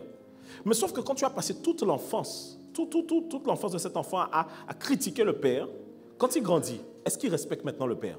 Il ne respecte pas le père. C'est pour ça que dans un couple, dans un foyer, on donne de l'honneur au père et on donne de l'honneur à la mère. Est-ce qu'on est ensemble? Mais faites attention. Vous attirez souvent à vous ce que vous ressemblez. Vous vous plaignez que oui, telle personne est comme ça, telle personne est comme ça. Mais des fois, parce que souvent dans un couple, laissez-moi vous dire une chose, dans un couple, on a ceux qui frappent les yeux et ceux qui ne frappent pas les yeux. Voici un verset qui peut nous aider. Proverbe chapitre 27, verset 19. Qu'est-ce que Proverbe 27, 19 dit? Est-ce que vous pouvez m'aider à lire? Il dit quoi? Comme dans l'eau, le visage, ainsi... Des fois, la personne qui est en face de toi, son cœur, c'est comme un miroir. Tu te plains de certaines choses, mais en réalité, vous vous ressemblez. Amen. Il me reste 3 points. Est-ce que vous voulez que je finisse ou pas? Je finis sur moi. Vous voulez que j'aille au bout ou pas? Ou bien on met ça la semaine prochaine? Non, on peut voir ça la semaine prochaine, c'est 3 points.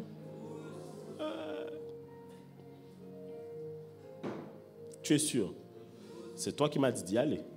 Ne sois pas fâché. Tu es sûr? On est à combien de points? 3 points. 4e point. Attends, je te donne une dernière phrase pour la partie du caractère. Ton délai pour le changement interfère avec ton délai pour ton entrée dans la promesse. Ton délai pour le changement interfère avec ton délai pour ton entrée dans la promesse. Tu es sûr, hein? 3 points. On est à 3 points. 4e point. Lorsque tu ne prends pas assez soin de toi.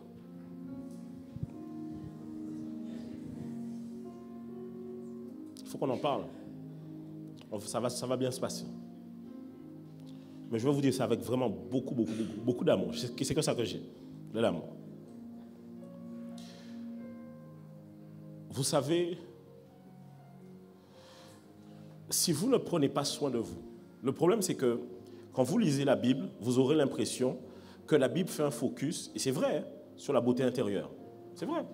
La Bible dit que de ne pas, comment dire, je vais paraphraser, d'investir sur les choses extérieures, mais plus sur la beauté intérieure. La beauté est vaine. La femme qui craint l'Éternel, c'est celle qui sera honorée. Voilà. Et donc tu crois tellement, en fait, c'est pas que tu crois tellement, c'est que c'est vrai, mais tu ne prends tellement pas en compte que tu vis sur terre que tu oublies de prendre soin de toi. Et je parle comme aux hommes, comme aux femmes. Messieurs et mesdames, s'il vous plaît, sur cette histoire de mariage, vous ne vous épousez pas vous-même. Donc, si vous ne vous épousez pas vous-même, vous allez épouser quelqu'un qui a des goûts. Messieurs, vous allez épouser une femme. Mesdames, vous allez épouser un homme. Ce qui veut dire que chacun d'entre eux peut avoir des attirances pour certaines choses. Franchement, l'erreur que beaucoup d'hommes font, alors je vais parler d'abord aux hommes. Les hommes, des fois, vous avez des choses rédhibitoires chez vous parce que vous, dans votre style, ça vous convient. Vous pensez que ça convient aux femmes. Mais il y a des femmes là, ça les répulse. J'espère que vous n'êtes pas dans le cas. I'm sorry, mais je vais en parler. On est bon ou pas? Mesdames, je vais vous aider. J'espère que vous n'êtes pas dans le cas. Si vous êtes dans le cas, pardonnez-moi. Je vous demande vraiment pardon. Mais un homme avec des longs ongles, pas bon, c'est pas bon, c'est pas bon, c'est pas bon, c'est pas bon, c'est pas bon, c'est pas bon. Surtout quand tu laisses le petit dernier.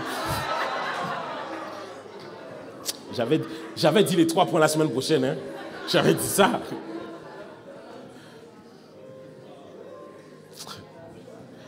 Mesdames, est-ce que je vous aide ou pas?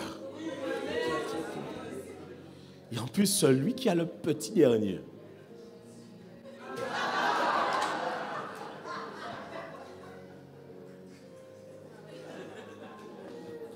Ce n'est pas les hôtels de famille. Ce n'est pas la sorcellerie. C'est ça, là, mon gars. Coupe ça. Et en plus de ça, quand tes frères viennent te parler, tu fais le gars. Mais non, les gars, quand on va raconter là, laisse-nous tranquille. Tu es célibataire depuis Mathusalem. Coupe ça. Tu es un homme, tu es une femme. C'est pas normal que tu sentes le châtaigne. C'est pas normal. Tu ne peux pas être là et ta transpiration nous cogne comme ça. C'est pas normal. C'est pas normal. En fait, il y a des gens, en plus de ça, sincèrement, moi, il y a des gens, j'ai peur de vous. Il y a des gens à l'église, j'ai peur de vous. Non, j'ai vraiment peur de vous. Vous voulez savoir pourquoi j'ai peur de vous? Vous avez des amis, des sœurs, des frères en Christ à l'église qui sont avec vous tout le temps et vous ne dites jamais les choses. Comment tu peux avoir une bonne sister, un bon frère à toi? Tu es avec lui, tu traînes avec lui, tu traînes avec elle. Tout le monde sait qu'il sent, qu'elle sent la transpiration. C'est le mauvais cœur, hein? C'est pas bien. Ou bien tu dis rien pour garder plus pour vous autres. C'est pas normal. Tout le monde, vous savez que, par exemple, je vous donne un exemple. Ça, en période de jeûne, c'est autre chose. Mais il y a des gens même en dehors de période de jeûne. C'est pas bon. Mais vous dites rien. Ta soeur vient à chaque fois qu'elle te parle, comme ça. Hein? Au lieu d'aller voir ta soeur pour lui dire, Sista, tu sais, franchement, écoute, prends-la à part, pas devant tout le monde, parce que c'est ça votre problème aussi. Ici, aux Antilles, quand vous voulez faire des remarques, vous avez envie que tout le monde voit la remarque. Ah, Zoton, vous êtes rapide. Non, c'est pas comme ça. Pas comme ça. Prends la Sista à part. Dis-lui, Sis, écoute, si c'est son habitude, il faut lui dire, il faut arrêter ça. OK? Et venez avec des trucs concrets, OK? Parce que vous savez, il y a des gens, vous ne savez pas dans quoi ils ont grandi. Non, c'est vrai. Donc des fois, tu as des gens autour de toi, ils sont d'une certaine manière, ce n'est pas parce qu'ils le veulent. Personne ne leur a appris. Et des fois, on est très dans le jugement là-dessus. Mais personne ne leur a appris. Et il y a beaucoup d'amour. Alors, il y en a, ils n'ont pas mal élevé, ils ont mal appris. Ce n'est pas pareil. On leur a appris et ils sont rosses. Eux, c'est la vie qui va les corriger. Moi, ma mère, elle me disait toujours, Anthony, arrêtez de faire machine à la veille, aller à l'école. Fais machine à ouvrir l'ingénieur pour l'ingénieur respirer. Je faisais le rose. J'étais un jour avec un t-shirt qui sentait l'humidité. Mes deux potes se sont moqués de moi toute la journée. C'était deux filles. Elles se sont assises, elles se mettaient, par exemple, moi j'étais assis là, c'était de l'autre côté de la salle, elles faisaient comme ça. Toute la journée, j'avais tellement honte. Depuis ce jour-là, je n'ai jamais été avec un t-shirt qui sent. Jamais été. Je préfère des fois aller me changer quand je ne suis pas à l'aise. Même s'il y a un petit truc, tu vois ou pas. Il faut sentir bon. Alors oui, ça arrive que, si par exemple on a passé toute la journée à travailler, ça arrive. Mais là, je parle de quelqu'un qui doit apprendre à prendre soin de lui. Mon frère, prends soin de toi. Fais des belles coupes. Bien, fais. Même lorsque on a la barbe, on taille s'habille, on fait ça proprement. Quand on s'habille proprement. Mais des fois, on ne se rend pas compte que c'est ça le plus grand frein. Des fois, tu es un beau gars, mais en fait, tu ne sais pas prendre soin de toi. Prends soin de toi. Est-ce qu'on est ensemble? Parle à une sista à côté de toi. Il faut lui dire, Sista, il faut changer sandales, il faut changer souliers, il faut changer basket.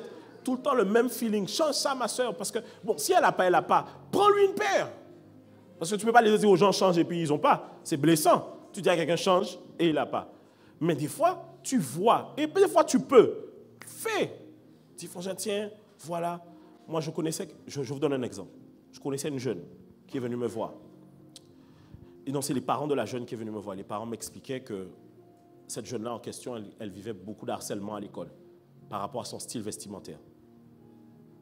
Je l'ai ramenée à Carrefour. J'ai acheté 2 paires de baskets, des vêtements, des trucs. Je l'ai mis fraîche. Je lui ai dit, tiens, retourne à l'école bien comme il faut. Avec ça, là, tu verras. C'est fini, là. Et depuis là, elle va à l'école détendue. Mais quand tu vas à l'école, c'est vrai avec une seule paire comme ça. Est-ce que je parle à quelqu'un? Et des fois aussi, ce n'est pas des fois de ne pas prendre soin de soi, c'est je n'arrive pas à prendre soin de moi. Okay? Donc il faut aider les gens. Mais discrètement et dans l'amour, est-ce qu'on est ensemble? Tu prends la personne à part, tu lui dis, si tu sais que tel vêtement, ça.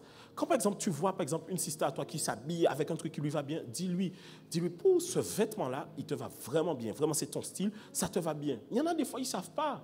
Est-ce qu'on est ensemble? C'est important, s'il vous plaît. Parce que souvent, je parle à une sœur. Je lui dis, pourquoi le frère ne t'intéresse pas? Je sais, moi, au fond, pourquoi. C'est pour un petit détail. Et des fois, j'ai envie de dire à la sœur, mais ma sœur, le gars, peut-être que si tu lui dis, si tu es là pour lui, peut-être qu'il va changer ça. Mais je comprends que tout le monde n'est pas prêt à faire l'effort d'aller aider quelqu'un à changer. Donc pour ça, il faut un minimum. On est ensemble? OK. J'ai pris des versets, mais je ne sais pas si je peux vous les donner, parce que les versets sont très tendus. Vous voulez la parole de Dieu? Quand je dis tendu, il n'y a pas les enfants ici. Cantique des cantiques. Très délicat, on est bon? Vous allez voir que la Bible, elle est vraiment incroyable. Hein? Que tu es belle, mon ami, que tu es belle, tes yeux sont des colombes. Bon, c'est la drague de l'époque. Hein? Vous comprenez que si tu dis ça à quelqu'un aujourd'hui, ça ne passe pas. OK. Il dit, tes yeux sont des colombes. Que tu es beau, mon bien-aimé, que tu es aimable. Regarde. Bon, on ne va pas aller plus loin. On va prendre un autre verset. Je t'assure, si tu t'assois à la maison et tu lis Cantique des Cantiques, chapitre 7, tu vas être choqué. On va lire quelques extraits du chapitre 7. Le chapitre 7, là, moi-même, je l'ai lu, j'étais en mode, oh là là, je n'ai pas envie d'aller plus loin. Regardez, 7 verset 5. 5. On commence au verset 5, c'est ça?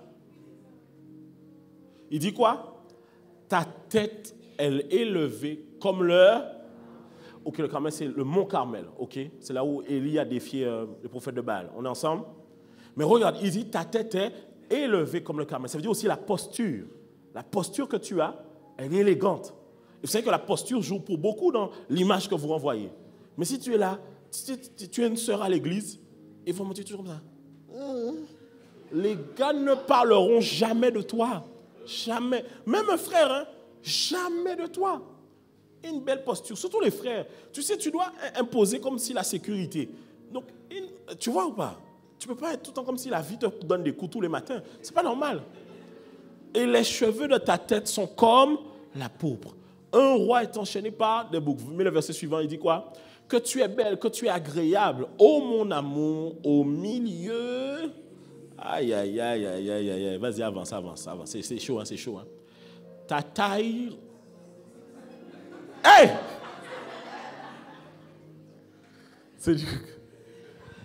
Vous avez déjà vu un palmier ou pas? Vous avez déjà vu? C'était l'époque de Coca-Cola. Donc, il faut rester à ta taille comme un palmier. Il ne faut pas ta taille comme un palmier. C'était l'époque quand tu dis à quelqu'un Coca-Cola. Tu vois ce que je veux dire? Donc, il lui dit ta taille. Non, Salomon. Non, un entier. Hey! Ta taille ressemble au palmier. Et... Ok, ne lis pas, ne lis pas.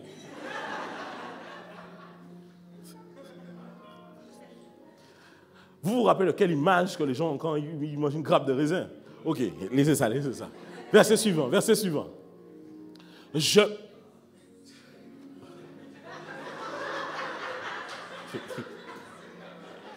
C'est la Bible, c'est la Bible. C'est la Bible. Non, vérifiez dans vos Bibles papier, ok? Vérifiez dans vos Bibles papier parce que c'est chaud, c'est chaud. Je vous ai dit que le chapitre 7, là, il donne chaud, il donne chaud. Tu sais, si tu fais une étude biblique de ça à la maison, ça risque de gâter tout, là. Je me dis, c'est-à-dire qu'elle a dit, je me dis, et j'en quoi?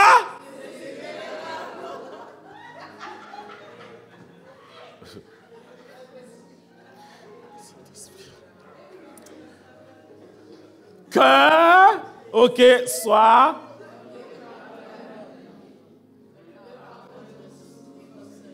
Waouh. Waouh. Waouh. Waouh. Mais si tu prends pas soin de toi, on peut pas dire ça. Hein? On ne peut pas dire ça. Ils diront, oui, ta taille est comme la vallée de l'Égypte, quand nous fuyions, que Pharaon, non, il faut prendre, quand tu prends, est-ce qu'on est ensemble ou pas? Va à la salle pour que tu sois comme le palmier. Alléluia. Ok, on peut avancer. On est bon ou pas? On est bon? On est dans la Bible, hein? Je vous ai dit, la Bible est riche. La Bible parle de tout. Il dit quoi ensuite? Étape. Ok, regardez. C'est chaud, hein? Qui quoi?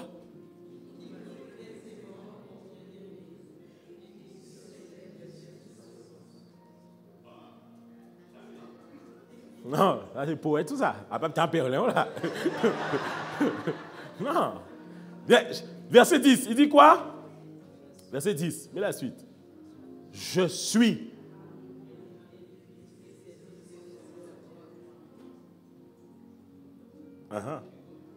Ça veut dire que la personne, c'est vrai, c'est véritable. Quand elle te voit, je parle en Christ, là, et pas dans les trucs bizarres, elle doit avoir quand même un minimum de désir pour toi. En fait, comment tu es là, ça doit... Hey! Oui, on doit avoir envie de monter sur le palmier. Est-ce que je parle à quelqu'un? Mais c'est vrai, c'est la Bible qui est ici. La Bible est excellente, hein? Aïe, aïe, aïe, la parole de Dieu. Elle est épée et vie. Elle sépare, jointure. Aïe, aïe, non. Non, mais c'est ça. Mais vous vous rendez compte que si les chrétiens, vous faites que prier en langue, vous lisez votre Bible, mais vous ne prenez pas soin de vous, mais il faut qu'on retire Cantique des Cantiques dans la Bible. Ce n'est pas pour vous, ça. Il faut laisser ça aux autres. Il faut que quand le gars te voit, quand la go te voit, elle sente que, ah ouais, Vivement le mariage. Mais quand vous repoussez beaucoup la date, moi, je me pose des questions. Oui, tu sais que si tu ne brûles pas, c'est pas normal. Quand je dis brûler, je ne parle pas de consumer. Je parle que si tu ne sens pas un peu de... C'est pas normal. Il faut que tu aies une espèce de hâte en mode, j'avoue, pasteur, j'ai envie de me marier quand même avec lui, j'ai envie de me marier avec elle, j'ai hâte. Je n'ai pas dit quand tu es célibataire, ne pense pas à ça, oublie ça, retire cantique des cantiques. Mais quand vous vous fréquentez, il faut qu'on sente quand même le truc.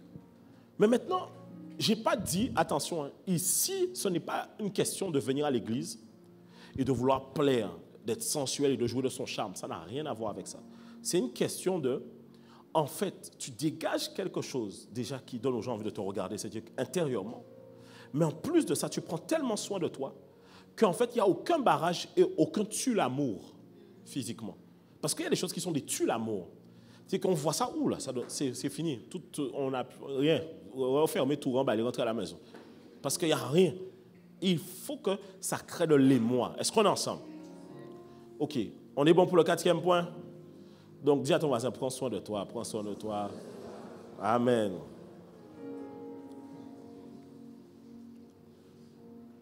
Lorsque tu veux toi-même faire la personne semblable, voici le 5e point. Il me reste ça et un 6e point et on termine. Lorsque tu veux toi-même faire la personne semblable. Alors la Bible dit dans Genèse 2:18, il n'est pas bon que l'homme soit seul, je lui ferai une aide. Mais ce que vous oubliez, c'est que la responsabilité de faire la personne appartient à Dieu. Toi, ta responsabilité, c'est de discerner. Mais souvent, vous voulez faire d'une personne qui n'est pas semblable à vous. Ça veut dire que la personne n'aime pas Dieu. Tu veux la forcer à aimer Dieu. La personne ne croit pas en Christ. Tu veux la forcer à aimer Christ. La personne ne croit pas aux mêmes choses que toi. Tu veux la forcer dans tous les sens. Ça veut dire que tu prends quelqu'un qui n'est pas semblable et tu veux faire de cette personne semblable. Remets le verset de Genèse 2:18 pour moi. Genèse 2:18 est intéressant parce qu'il dit ceci. Il dit, le Seigneur, l'Éternel dit, il n'est pas bon que l'homme soit seul. Il dit, je lui... Donc c'est dans le futur, attends que Dieu fasse. Ensuite, il dit, je ferai. Ça veut dire que c'est quelque chose que Dieu prépare pour toi. C'est quelque chose que Dieu forme pour toi. Et il dit, une aide semblable. C'est Dieu qui parle. Ça veut dire que c'est une promesse. C'est une promesse parce que c'est Dieu qui a parlé. Ça veut dire que ce n'est pas ta responsabilité de chercher à faire de cette personne quelqu'un de semblable. Si elle n'est pas semblable, ce n'est pas pour toi. Arrêtez de vouloir forcer les gens à vouloir devenir comme vous. Si elle n'est pas comme toi, ce n'est pas pour toi. Elle n'aime pas le Seigneur, ce n'est pas pour toi. Il n'aime pas Christ, ce n'est pas pour toi. Il ne veut pas servir le Seigneur, ce n'est pas pour toi. Elle ne veut pas, ce n'est pas pour toi. Et on s'arrête là. C'est à Dieu de faire. Et c'est comme ça que beaucoup d'entre vous, sincèrement, qu'on se parle vrai, vous avez des fois essayé dehors. Vous ne m'avez jamais dit ça, mais vous êtes déjà allé fréquenter des fois des gars ou des go dehors. Souvent, c'est les femmes qui font ça. I'm sorry, mesdames, mais je dois vous dire la vérité. C'est les femmes qui font ça souvent. Vous allez fréquenter des gars dehors et vous pensez pouvoir les ramener ici. Bon, depuis que tu fais ça, là, le gars est venu. Et tout le temps, il te dit, je vais arriver, t'inquiète pas, je vais arriver. Il ne vient jamais. Tu as été blessé. Le gars t'a brisé. En plus, comme votre relation est ambiguë, parce que tu es chrétien, normalement, tu donnes accès à rien du tout, ben le gars, finalement, il risque d'aller voir ailleurs. Te voilà brisé, blessé. Quand tu viens maintenant, on doit chaque fois encore prier pour que Dieu te restaure ton âme, restaure ton cœur, restaure ceci. Arrête de perdre du temps avec des gens qui ne sont pas semblables à toi. Arrête. Il y a beaucoup de gens, ne vous inquiétez pas. Mais le problème, c'est que vous n'aimez pas venir. Regardez, je vous donne un secret. Vous voulez savoir comment trouver une bonne personne, même quand il n'y a pas dans ton église? Quand ton pasteur se déplace, va dans les événements. Ah, oui. Oui. Quand j'étais en ICC en Martinique, c'est une église de 1000 personnes. Tout le monde de Martinique est venu avec moi. J'ai regardé les sœurs, à vos autres. Hein. Ben oui, mais c'est la vérité. Parce que où est-ce que tu vas rencontrer quelqu'un? À l'église, aux événements chrétiens. Mais si tu ne sors pas, ou pas rien, comment tu vas rencontrer quelqu'un? Mais j'ai dit quelqu'un dans les bons endroits. Mais c'est comme ça que ça se passe. Et le pire, c'est que moi, sincèrement, en tant que pasteur, je ne suis pas fermé à ce que les gens puissent rencontrer quelqu'un d'une autre église. Je ne suis pas fermé à ça. La seule chose, ça dépend de quelle église. Parce que ça dépend de quel enseignement qu'on donne à la personne ailleurs. OK? Donc, ça dépend. Je vous donne un exemple. Moi, j'enseigne aux hommes et je prêche aux hommes ici. Mais il y a des églises où on ne prêche pas et on n'enseigne pas aux hommes. Tu vas aller épouser un gars des fois dans une église où on ne lui enseigne pas. On lui dit que femme soyez soumise. Le gars va te brimer et te maltraiter. Donc la question ici, ce n'est pas de chercher toi-même à faire de cette personne semblable. Attends que Dieu le fasse pour toi. Ta responsabilité à toi, c'est de discerner. Ce n'est pas de faire cette personne-là devenir semblable. On est bon? On avance. Lorsque tu ne discernes pas la personne que Dieu t'envoie, tu ne discernes pas la personne que Dieu t'envoie. Des fois, Dieu t'a déjà envoyé la bonne personne. Mais sincèrement, c'est toi-même. Tu as tout gâté. Tu as tout gâté. Moi, je connais des... Écoutez, vous savez, par exemple, ma femme. Ma femme n'a pas blagué. Hein. Bon, si, au départ. Quand je dis au départ, ce n'est pas qu'elle a blagué. Elle m'a recalé un peu quand même. Mais moi, je n'ai aucun échec. Je n'ai aucun échec. Jamais. On ne pleure pas. On revient à la charge. Le samedi, je m'en rappelle bien, c'était le samedi 15 février. 2016, je crois. Vérifiez dans le calendrier. Je crois samedi 15 février 2016, je crois. Je m'en rappelle de ça.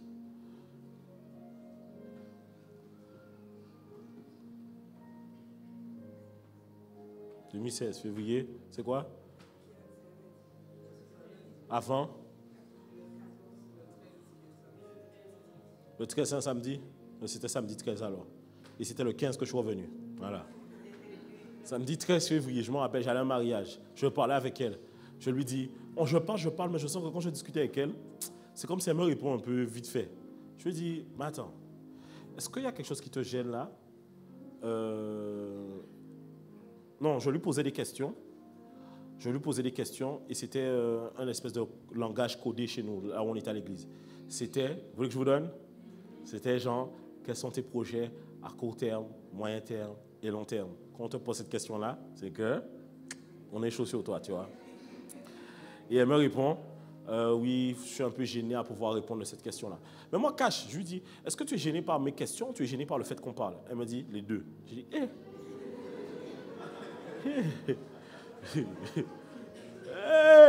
un homme à la mer. Ok. Il n'y a pas de souci. J'étais au mariage samedi, j'ai fait ma petite choré, j'étais garçon d'honneur. J'ai vu mon mariage tranquillement. Lundi, je suis revenu à la charge. Bam. Mais tu sais, quand ma femme a commencé à voir, elle a commencé à percevoir, elle a dit, le gars là, il ne faut pas que je le laisse. Tu vois. Et donc souvent, ce qui se passe, c'est que vous ouvrez les yeux longtemps après. Surtout des fois, tu as une bonne sœur en face de toi. Je veux parler à un frère. Tu as une bonne sœur en face de toi. Mais tu négliges la personne. Alors que tu ne sais pas que c'est cette personne-là qui peut te faire rentrer dans ton destin. Si tu as des sœurs, franchement, et sincèrement, ici, je vais vous dire la vérité. Je ne peux pas être garant de toutes les sœurs qui sont ici, ok? Mais, mettez-vous dedans si vous voulez. Il y a de très bonnes sœurs ici. Sincèrement, il y a de très bonnes sœurs ici. Parce qu'en fait, avec un enseignement comme ça, c'est obligé de produire quelque chose de bon dans la vie des gens. Il y a des endroits où on ne prêche pas aux gens comme ça. Que ce soit de manière spirituelle et ensuite on ramène ça aux pratiques. Et je crois aussi qu'il y a de très bons frères ici. Je le crois. C'est pourquoi? Parce qu'il y a beaucoup d'églises où on ne prêche pas aux hommes. On ne dit pas aux hommes la vérité. Vous savez savoir pourquoi? Parce qu'on a peur que les hommes quittent l'église. C'est vrai.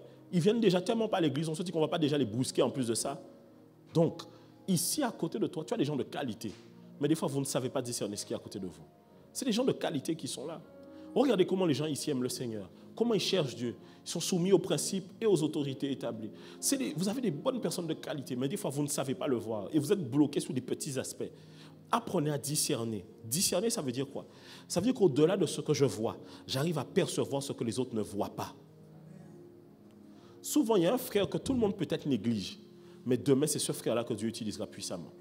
Moi, je connaissais un frère comme ça. Non, vraiment, je taquinais beaucoup de mes responsables. J'étais jeune responsable des ados à l'époque. Et il y avait des responsables des jeunes qui avaient la trentaine. Et j'avais des responsables des jeunes femmes qui étaient au-dessus de moi et que je les taquinais. Je leur disais, mais pourquoi vous n'allez pas vers le frère là-bas? Et elles, toutes, elles se moquaient du frère. En mode, oh non. Tu vois, aujourd'hui, le gars est pasteur. Une fois, ils ont été en évangélisation. Il a prié pour un grand fauteuil où le gars s'est levé. Hein. Il est devenu pasteur, machin, il sert Dieu, il part en mission. Voilà, tu as négligé un gars. Et maintenant, même quand je le revois quelques années après, son style a changé. Mais qui lui a permis que son style change? Sa femme d'aujourd'hui.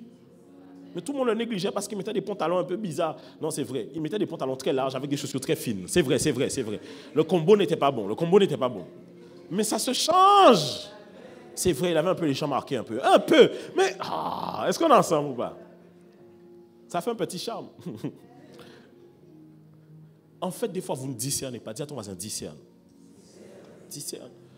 Beaucoup ici, j'ai dû leur dire, souvent quand je leur disais, mais ouvre les yeux, mon gars, ouvre les yeux, la sœur, elle est bien. Il y en a, on va dire, ouvre les yeux, mon gars. La sœur, elle est bien. La sœur, elle est bien. Des fois, je disais à la sœur, si ce n'est pas lui, c'est qui? Si tu n'arrives pas à répondre à cette question-là, c'est que tu sais toi-même. Tu sais. Des fois, c'est des raisons bidons. Ah, le frère n'a pas les contours. Ah, le frère a la calvitie. Je ne vais rien dire. J'ai dit plus de douceur. Okay. Des fois, c'est vrai. Ce sont sa condition physique. Il est trop mince. Il va manger des œufs durs, du beurre de cacahuète, du blanc de poulet. Il va prendre du poids. Des fois, c'est le frère est un peu trop enrobé. Mais ça... Et si les frères parlent comme vous, ok, vous savez. C'est bien, hein? C'est bien. Vous n'avez pas besoin qu'on vous prêche, c'est bien sûr. Donc, vous savez que ça fait mal, n'est-ce pas? Ok. Et dernier point. Lorsque tu penses maîtriser le mariage. Et ça, en général, c'est pour les hommes. Ça, c'est les hommes. Vous savez, ça me fait... Les hommes, hein, je les aime beaucoup, mais en même temps, ils me font...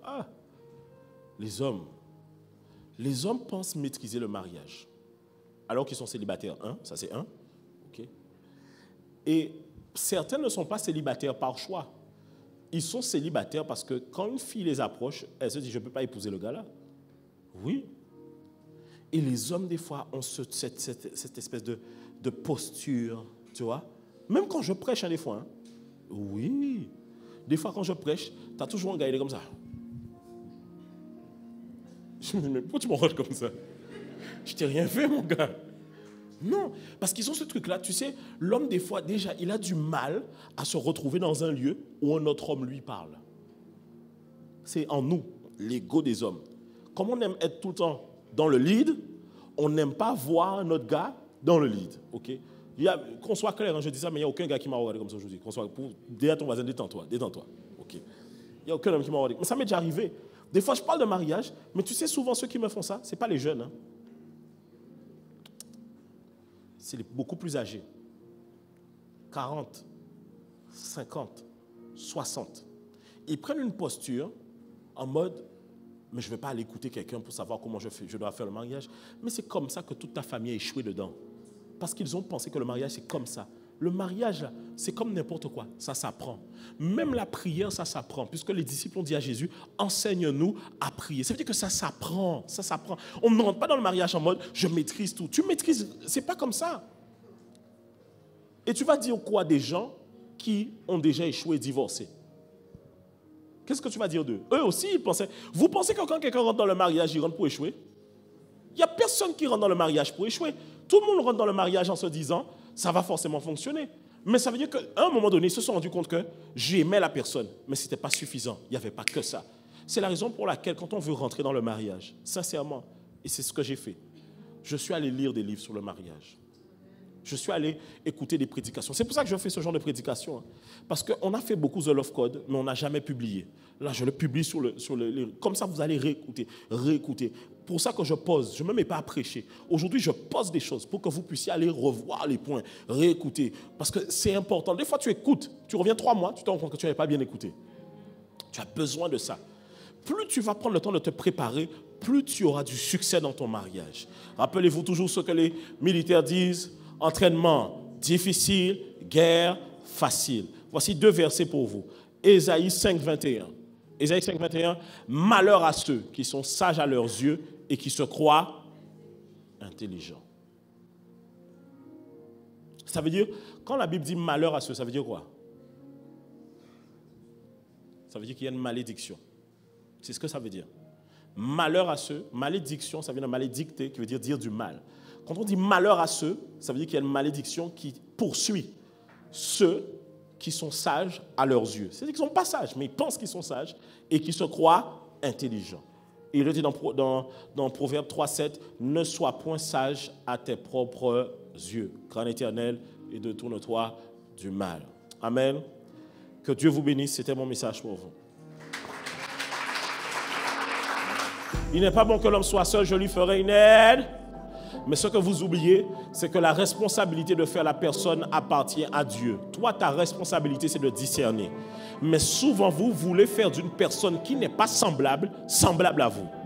Ça veut dire que la personne n'aime pas Dieu. Tu veux la forcer à aimer Dieu. La personne ne croit pas en Christ. Tu veux la forcer à aimer Christ. La personne ne croit pas aux mêmes choses que toi. Tu veux la forcer dans tous les sens. Ça veut dire que tu prends quelqu'un qui n'est pas semblable et tu veux faire de cette personne semblable. Genèse 2:18 est intéressant parce qu'il dit ceci. Il dit, le Seigneur, l'Éternel dit, il n'est pas bon que l'homme soit seul. Il dit, je lui... Donc c'est dans le futur, attends que Dieu fasse. Ensuite, il dit, je ferai. Ça veut dire que c'est quelque chose que Dieu prépare pour toi. C'est quelque chose que Dieu forme pour toi. Et il dit, une aide semblable. C'est Dieu qui parle. Ça veut dire que c'est une promesse. C'est une promesse parce que c'est Dieu qui a parlé. Ça veut dire que ce n'est pas ta responsabilité de chercher à faire de cette personne quelqu'un de semblable. Si elle n'est pas semblable, ce n'est pas pour toi.